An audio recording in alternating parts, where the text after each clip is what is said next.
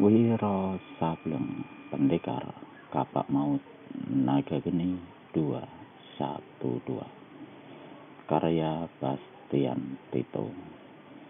Episode kali ini berjudul Pendekar Terkutuk Pemetik Bunga. Sampai menjelang tengah malam, pesta perkawinan Putri Kilurah Rantas Madan dengan Putra Kilurah Jambar Wulung masih kelihatan meriah. Tamu-tamu duduk di kursi masing-masing sambil menikmati hidangan dan minuman yang diantar para pelayan, serta sambil menikmati permainan gamelan dan suara pesinden Nit Upit Warda yang lembut mengalun membawakan kembang kacang. Kedua mempelai yang berbahagia yaitu Ning Leswani dan Rana Wulung kelihatan duduk di antara para tamu di barisan kursi paling depan, tepat di muka panggung. Kilurah Rantas Madan duduk di samping Rana Wulung bersama istrinya, sedang Kilurah Jambar Wulung di sebelah Ning Leswani bersama istrinya pula.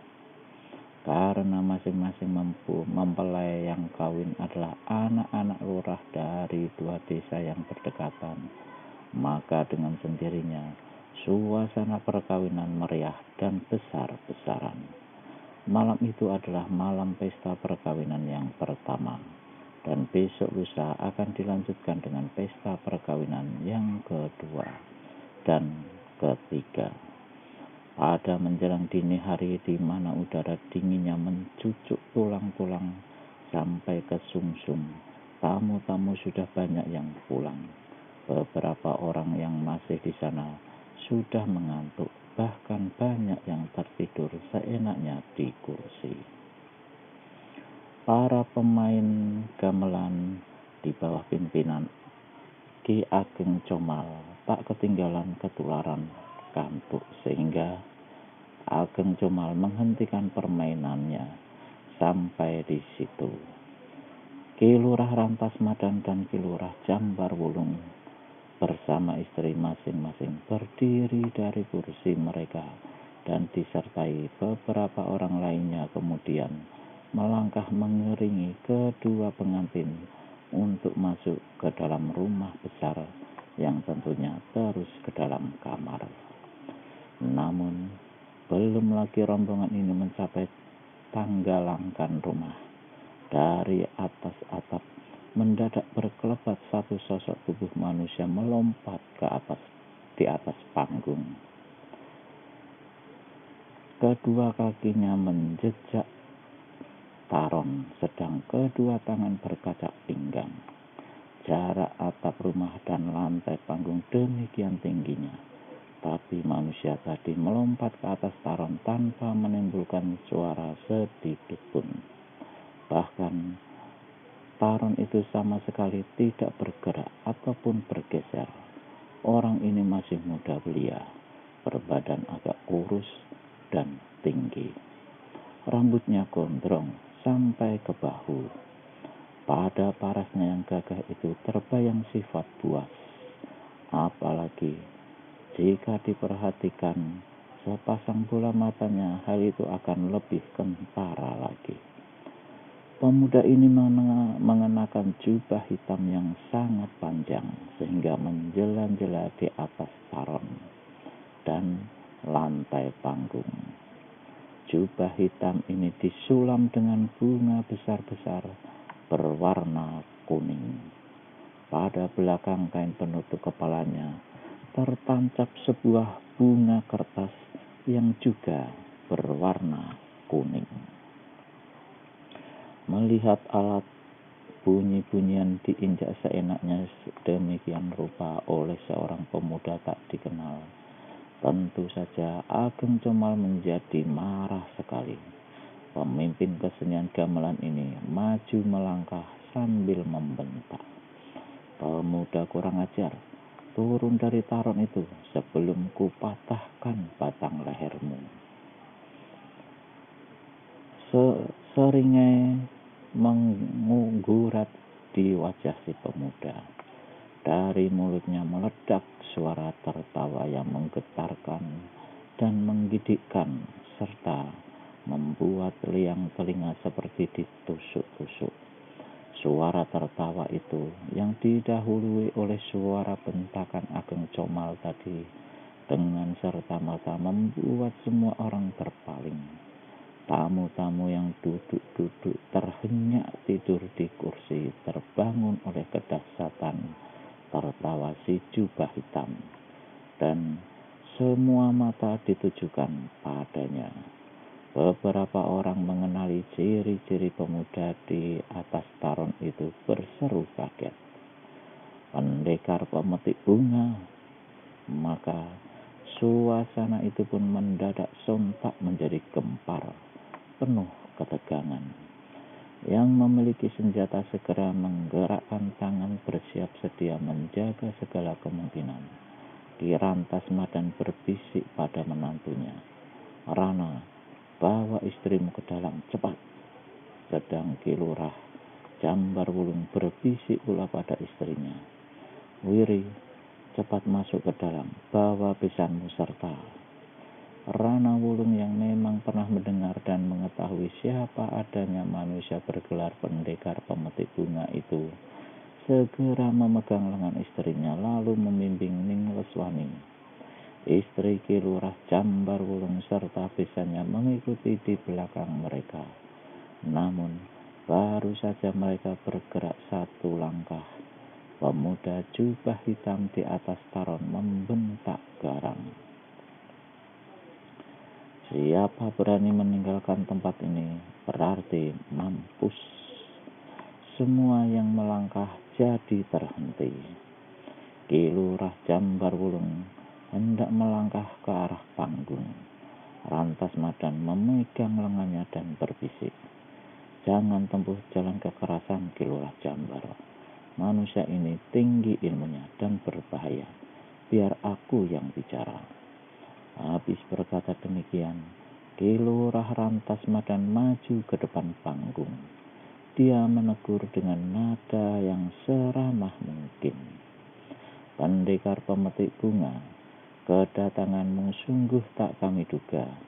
Kalau kau kesini hendak memberikan restu ucapan selamat kepada putri dan menantuku, sebelumnya aku haturkan terima kasih." Ah, pendekar pemetik bunga rangkapan tangan di muka dada, kemudian tertawa bergelak-gelak. Matanya yang menyipit hampir terpejam karena tertawa itu.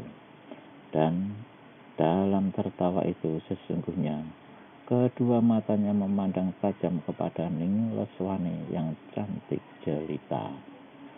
Disekannya ujung bibirnya dengan telapak tangan. "Orang tua, kau sedikit lebih ramah dari besanmu," kata pendekar pemetik bunga pula. "Tapi ketahuilah, aku datang ke sini bukan buat kasih ucapan selamat, tapi sebaliknya." Pendekar pemetik bunga untuk kesekian kalinya tertawa lagi gelak-gelak. "Aku datang untuk menjemput putrimu, Ki Lurah," katanya. "Dia sudah ditakdirkan menjadi milikku." Berubahlah air muka orang banyak, terutama Rantas Madan, Jambar Wulung, Rana Wulung, dan Ning Leswani. Suasana sehening pekuburan tegang mencekam. Ki Lurah Jambar Wulung tak dapat lagi menahan hati dan luapan amarahnya. "Setan alas, lekas angkat kaki dari sini, kalau tidak ku pecahkan batok kepala sintingmu itu." Pendekar pemetik bunga mendengus, "Mulutmu kelewat besar, Ki Lurah. Kau andalkan ilmu apakah?" bentak pendekar pemetik bunga.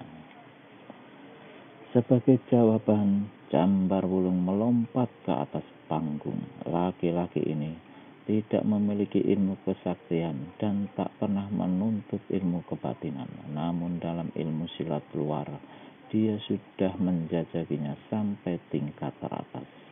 Karenanya dia tidak mengherankan gerakannya melompat ke atas panggung tadi gesit dan enteng.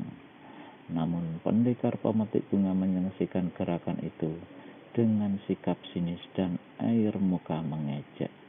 Matanya yang tajam dan pengalamannya yang dalam sekilas saja sudah melihat dan mengetahui bahwa Ki Lurah Jambarwulung hanya memiliki ilmu silat luar, tak mempunyai isi apa-apa.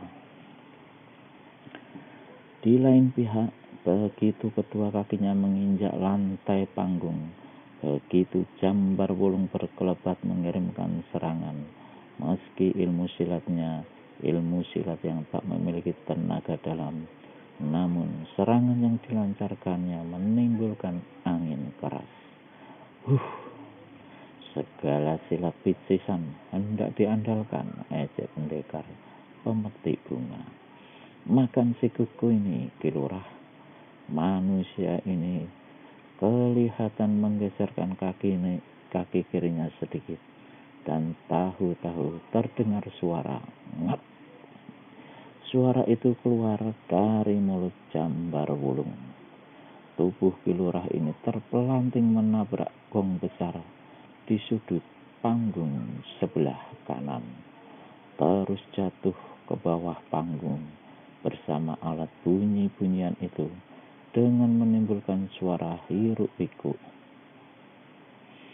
Begitu terhampar di tanah, Jambarwulung tak bangun lagi alias pingsan. Dua tulang iganya telah hancur dimakan sikut pendekar pemetik bunga. Melihat ayahnya dibuat demikian rupa, naiklah darah Rana Wulung. Tapi sebelum dia bergerak, mertuanya cepat memegang bahunya. Orang tua ini segera mendahului hendak melompat panggung. Tapi di atas panggung dilihatnya Ageng Cemal sudah berhadapan-hadapan dengan pendekar pemetik bunga. Pemuda keparat, tiang racun, pengacau, jaga kepalamu, Ageng Cemal dengan mempergunakan pukulan gong menyerbu ke depan. Pemuda yang diserang rundukkan kepala. Begitu pukulan gong berdesing di atasnya, cepat sekali tangan kirinya meluncur ke depan. Ageng Cemal yang juga pernah mendalami ilmu silat melihat serangan lawan serta menyaksikan serangan balasan lawan dengan sigap memiringkan tubuh ke kiri. Serentak dengan itu, lutut kanannya dilipat menyongsong pukulan lawan. Secara ilmu luar, memang walau bagaimanapun kepalan tak akan menang melawan lutut, dan adalah sangat berbahaya bagi seseorang yang menyerang dengan tinju bila dia meneruskan niatnya menyerang lutut yang keras dengan tinjunya. Maka pendekar pemetik bunga sama sekali tidak menarik ulang serangannya. Ageng Cemal, lekas tarik tanganmu, teriak seorang di bawah panggung, berteriak memberi peringatan. Tapi berak, kasib sudah. Pemimpin kesenian gamelan itu menjerit. Tubuhnya terguling pingsan di lantai panggung. Tulang tempurung lututnya hancur. Kakinya sendiri teruntai-untai sampai putus. Semua mata melotot, semua muka pucat, dan semua mulut mengelongo. Bagaimanakah tidak, pemuda jubah hitam di atas panggung itu merobohkan lawannya tanpa bergeser satu langkah pun. Di lain kejap, seorang lain telah melompat pula ke atas panggung. Orang itu adalah Rantas Madan, yang sudah sejak tadi tak dapat lagi menahan hati panasnya. Pendekar pemetik bunga lontarkan pandangan mengejek pada orang tua itu. Kau juga mau cari penyakit, hardiknya. Selagi masih ada waktu, berlututlah minta ampun. Hukumanmu pasti kuperingan, kata Rantas Madan. Pendekar pemetik bunga tertawa mengekeh. Jangan ngaco orang tua. Kalau mau konyol, marilah. Tentu saja ditantang demikian rupa membuat Ki Lurah Rantas Madan semakin berkobar kemarahannya. Tanpa menunggu lama lagi, laki-laki ini yang pernah menuntut ilmu kesaktian di Gunung Simping menerkam ke depan. Dalam jarak 1 meter saja serangannya sudah menimbulkan angin berkesiuran yang tajam dan menerpa ke arah pendekar pemetik bunga. Yang diserang maklum bahwa lawannya yang seorang ini berbeda dengan 2 orang yang terdahulu. Tanpa menghentikan tertawanya tadi, pendekar pemetik bunga lantas mengangkat dan melambaikan tangan kirinya ke depan. Setiap angin keras yang menggetarkan panggung bersuit memapas tubuh Ki Lurah Rantas Madan.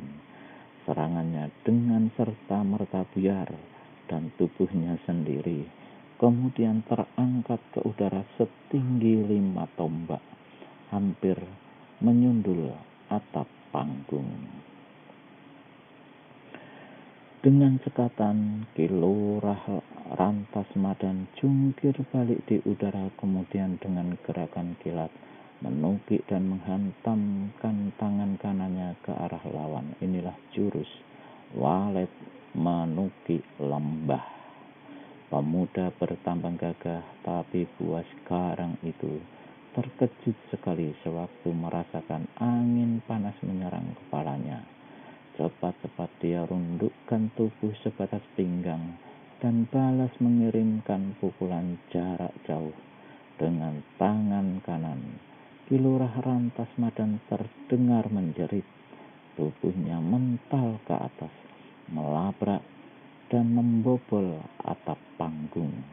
Lenyap dari pemandangan untuk kemudian terdengar gedebuk tubuhnya 9 tombak di tanah di belakang panggung.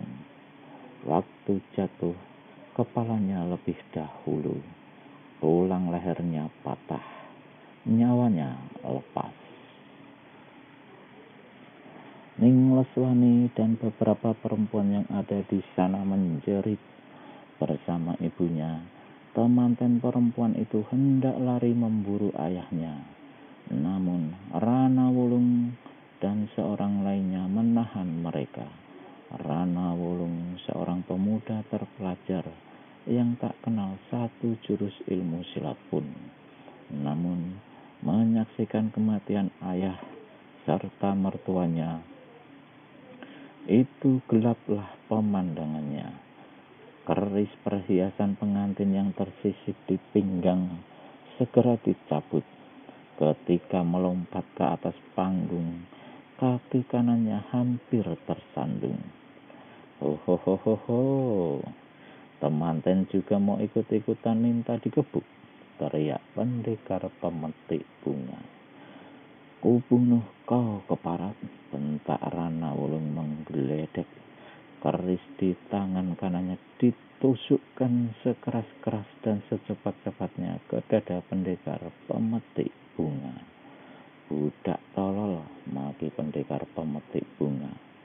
Sekali pemuda jubah hitam itu gerakkan tangannya, maka keris yang dipegang Rana Wulung sudah kena dirampas, dijepit di antara jari tengah dan jari telunjuk tangan kanannya. Suara tertawa pendekar pemetik bunga kemudian terdengar mengumandang di seantero panggung. Kemarahan dan sakit hati Rana Wulung tiada terperikan. Dengan kedua tinju terpentang, dia menyerbu ke depan. Dan betul pendekar pemetik bunga membentak, masih tak melihat tingginya gunung, dalamnya lautan. manusia ini segera menyongsong serangan Rana Wulung dengan tendangan maut yang mengarah ke lambung. Kalau saja Rana Wulung seorang yang mengetahui sedikit ilmu silat, dalam posisinya seperti itu, sebenarnya dia masih sanggup untuk punya kesempatan mengelak atau berkelit, atau sekaligus melompat cepat ke samping. Tapi sayang, pemuda ini tidak tahu apa-apa tentang persilatan, dan kaki maut pendekar pemetik bunga sementara itu semakin dekat menyambar ke perut si pemuda. Setengah kejapan lagi, pasti robeklah perut Rana Wulung. Ning Leswani menjerit. Ibu Rana Wulung juga menjerit untuk kemudian jatuh pingsan sebelum sanggup menyaksikan apa yang bakal dialami anaknya. Beberapa orang mengeluarkan seruan tertahan. Agaknya tak satu pun yang bisa berbuat apa-apa. Agaknya sudah nasib Rana Wulung bakal menemui kematiannya pada hari pernikahannya itu. Di saat ajal sudah di depan mata, di saat maut hendak merenggut, maka tiada terduga di saat itu pula dari bawah panggung sebelah barat melesat sebuah benda yang mengeluarkan cahaya berkilau. Benda ini melesat ke arah kaki kanan pendekar pemetik bunga yang mencari maut di perut Rana Wulung. Tentu saja pendekar pemetik bunga menjadi terkejut dan terpaksa menarik ulang serangannya. Benda yang berkilauan itu lewat dan menghantam Taron, sehingga alat bunyi-bunyian ini terbalik dan hancur berantakan. Benda apakah yang sehebat itu, dan siapa gerangan yang melemparkannya? Siapa yang telah menolong Rana Wulung dari kematian? Pembokong licik, cepat unjukkan diri, teriak pendekar pemetik bunga marah sekali. Sepasang matanya yang menyapu ke arah barang panggung. Di bagian barat panggung berdiri beberapa orang. Mata pendekar pemetik bunga yang tajam tidak berhasil kali ini menduga siapa gerangan manusia yang telah melemparkan senjata rahasia tadi. Dengan marah, pendekar pemetik bunga mengangkat tangan kanannya ke udara dan berteriak, "Kalau tidak ada yang menunjukkan diri, semua yang ada di panggung barat pasti kubikin mampus." Seorang laki-laki tua yang berdiri di belakang sebuah kursi di bagian barat panggung terbatuk-batuk beberapa kali. Laki-laki ini berpakaian bagus dan bertopi tinggi yang dihiasi manik-manik. Jelas ini menunjukkan bahwa dia adalah seorang bangsawan atau hartawan. Dia mengangkat kursi yang di depannya ke samping dan melangkah ke depan panggung, berhenti sejarak 2 tombak dari panggung. "Cepat beritahu siapa kau," bentak pendekar pemetik bunga. Tangan kanannya masih belum diturunkan dan kini telapaknya yang terbuka diarahkan pada orang tua berpakaian bagus. "Aku hanya seorang tamu yang mengunjungi pesta perkawinan ini, orang muda." Cuma seorang tamu saja berani campur tangan. Ilmu melemparkan senjata rahasia pengecut tadikah yang kau andalkan? Orang tua itu terbatuk-batuk lagi. "Meski cuma tamu buruk begini," katanya, "aku juga adalah sahabat baik dari tuan rumah dan besannya. Sungguh tidak enak sekali melihat nasib sahabat-sahabat yang naas tanpa bersedia turun tangan." "Oh begitu, bagus," ujarnya pendekar pemetik bunga pula. "Sanggupkah kau menerima pukulan tangan kananku?" Orang tua berpakaian bagus itu tertawa dingin. "Orang muda, Nyalimu memang besar sekali. Sayang, kejahatanmu dan kepuasanmu jauh lebih besar lagi, sehingga aku yang tua ini terpaksa tak bisa berpangku tangan. Orang gendeng tak tahu gunung Semeru di depan hidung. Terima pukulan tapak jagat ini. Si orang tua cepat menyingkir ke samping. Waktu pendekar pemetik bunga menghantamkan telapak tangan kanannya ke depan, semua orang terkejutnya bukan olah-olah, seolah melihat bagaimana tanah bekas tempat si orang tua berpakaian bagus tadi menjadi berlubang besar, dilanda ilmu pukulan tapak jagat. Si pemuda jubah hitam. Pasir berterbangan, kursi-kursi jungkir balik berpatahan, sedang bumi bergetar. Kalau saja si orang tua tidak cepat menyingkir, tak dapat dibayangkan apa yang bakal terjadi dengan dirinya.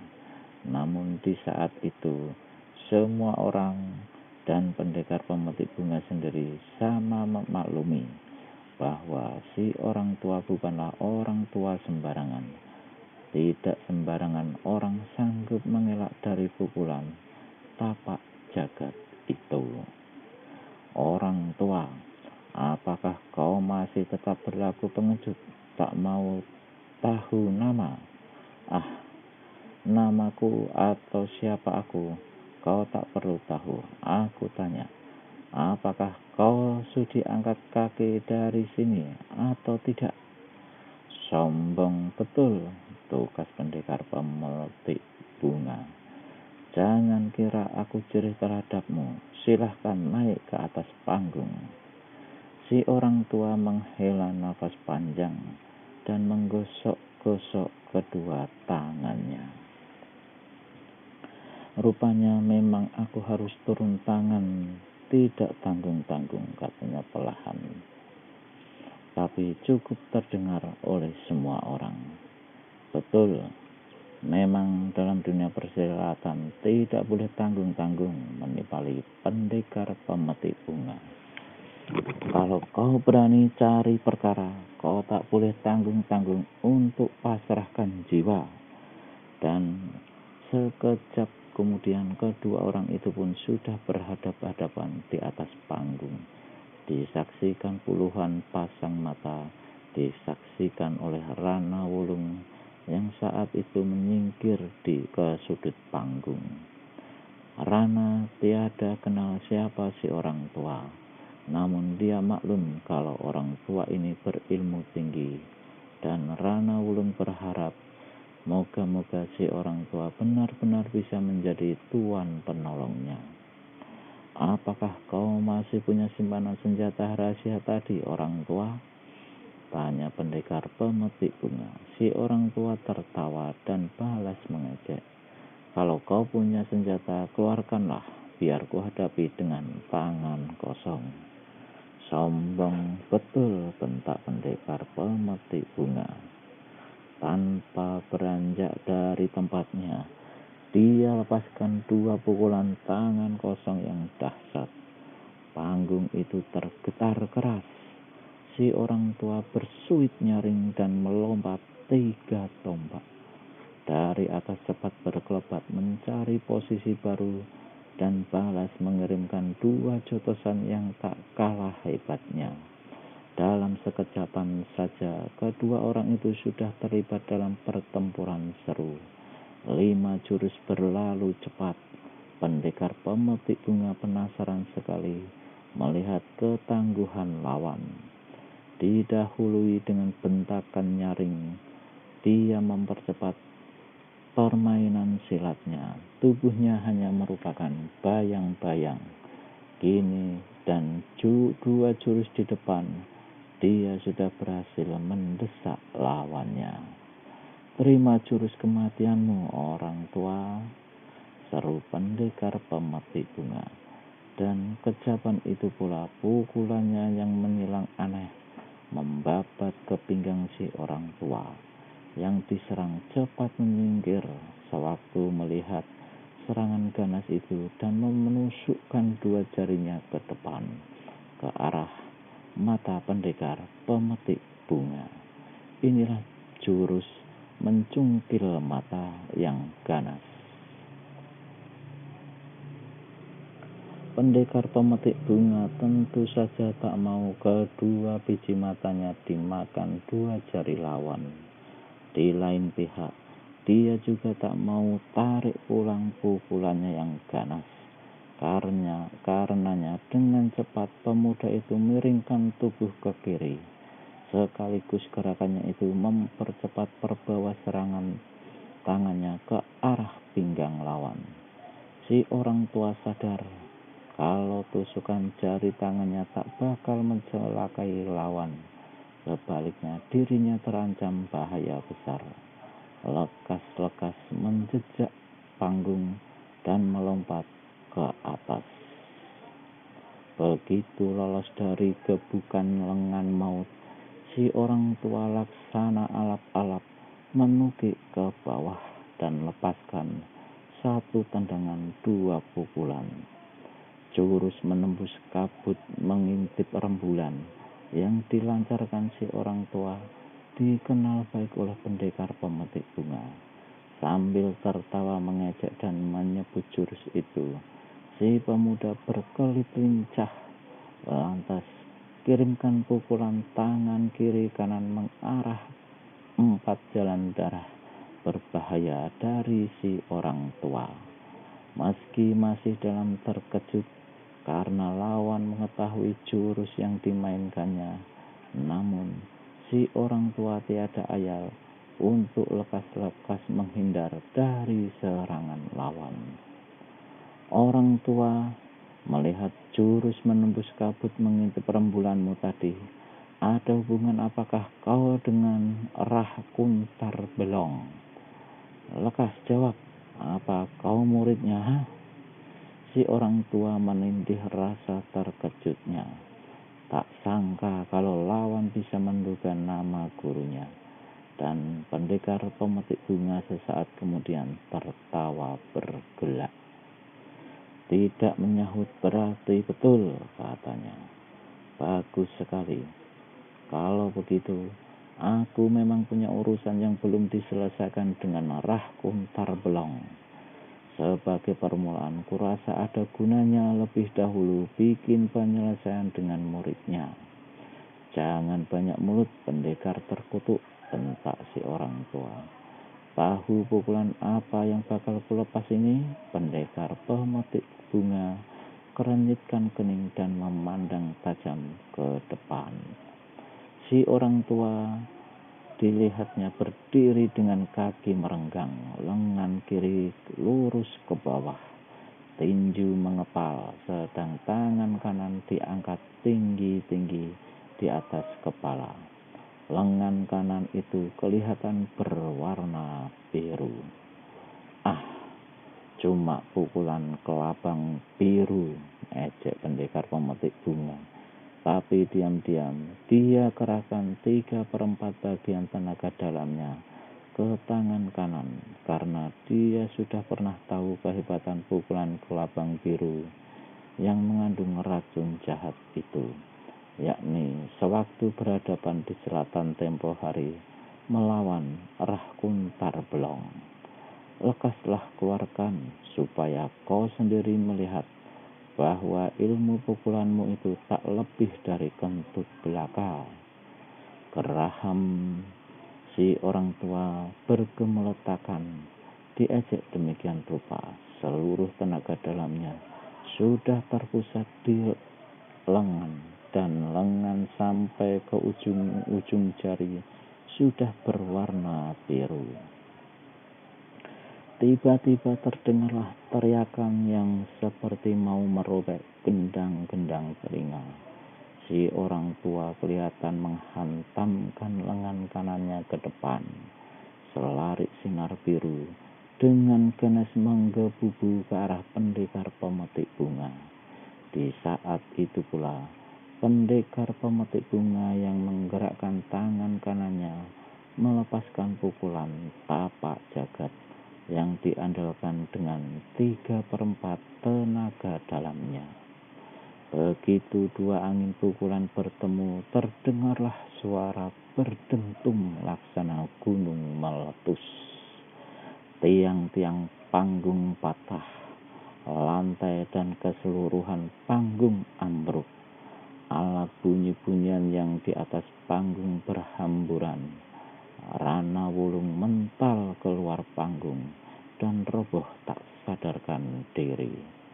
Sewaktu punggungnya menghantam batang sebuah pohon.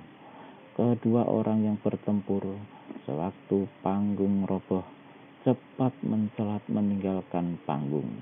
Dan ketika mereka berdiri kembali berhadap-hadapan, kelihatanlah bagaimana pucatnya para si orang tua. Satu pertanda bahwa saat itu dia menderita luka di dalam yang parah sekali. Sebaliknya, pendekar pemetik bunga sendiri sambil melontarkan senyum mengejek pada lawannya. Jika kau masih gila untuk menempuh jalan kekerasan, jangan harap nyawamu akan tertolong.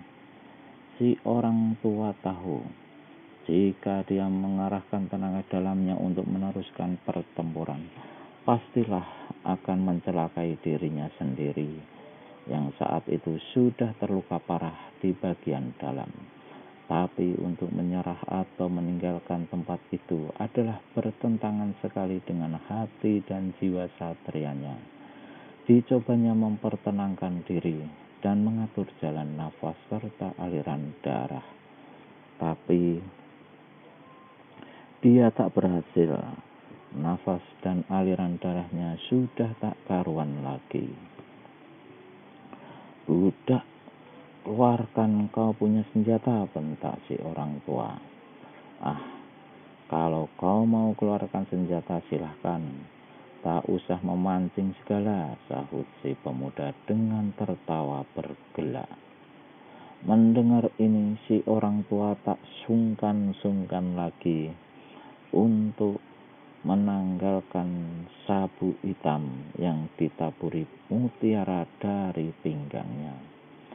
Lusinan tokoh-tokoh jahat sudah mampus dimakan sabuk mutiara ini. Budak terkutuk, kini kau adalah korban selanjutnya.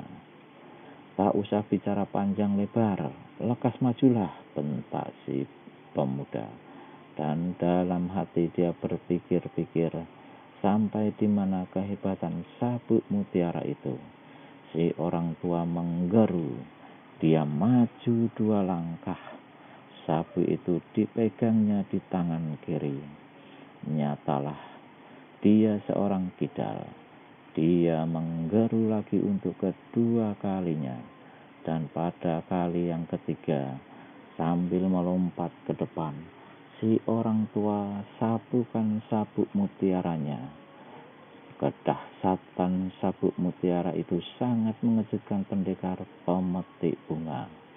Tubuhnya laksana dilanda bertubi-tubi ombak sebesar gunung. Dengan kerahkan tenaga dalam dan andalkan ilmu mengentengi tubuhnya yang tinggi, dia berhasil mengelak sebat. Namun tak urung akhirnya dia kena didesak. Setan alas, maki pemuda itu. Untung saja lawannya sudah terluka di dalam yang teramat parah, sehingga gerakan-gerakannya agak lamban. Melihat bahwa lawannya agak jerih dan terdesak, si orang tua mempercepat gerakannya.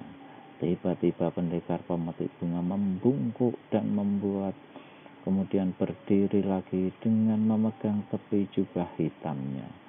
Sekali dia mengebutkan tepi jubah hitam itu, hawa yang sangat pengap menyambar dahsyat, memapaki angin pukulan yang keluar dari sabuk mutiara si orang tua.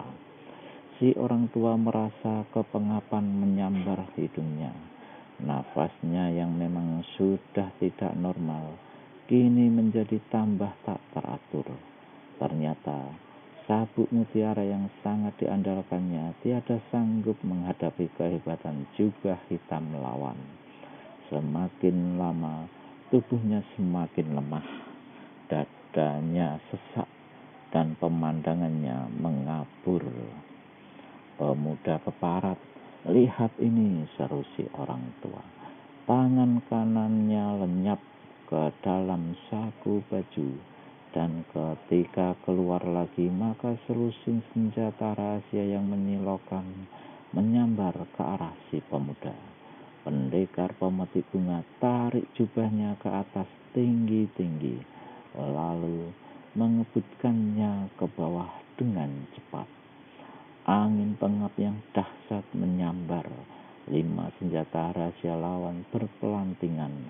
7 lainnya disapu dan membalik menyerang pemiliknya sendiri. Malangnya si orang tua tak menyangka dan tak sempat mengelak. Tubuhnya tak ampun lagi ditembusi ke-7 senjata rahasia miliknya sendiri. Orang tua itu mengeluarkan pekikan yang menyayat hati. Tubuhnya tergelimpang di tanah. Dia mati dengan mata membeliak. Mati dengan sabuk mutiara masih di tangannya. Pendekar pemetik bunga tertawa mengekeh. Betapa menjijikkan dan mengerikan. Dia melangkah ke hadapan mayat si orang tua dan membungkuk. Sabuk mutiara direnggutkannya dari tangan kiri mayat, lalu dipakainya di pinggang. Dibalikkannya badannya, matanya memandang segelas pada Ning Leswani yang berdiri dengan tubuh gemetar dan muka pucat pasi.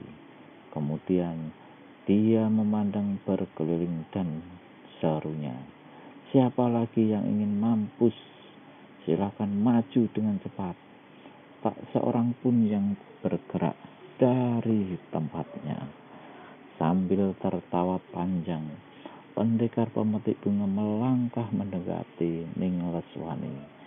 Si gadis cepat menyurut mundur. "Gadis manis, kau tak perlu takut padaku. Kau harus tahu, kunyuk yang bernama Rana Wulung itu tidak pantas jadi suamimu. Lebih pantas jika kau ikut aku." "Manusia biadab, lekas pergi!" teriak Ning Leswani.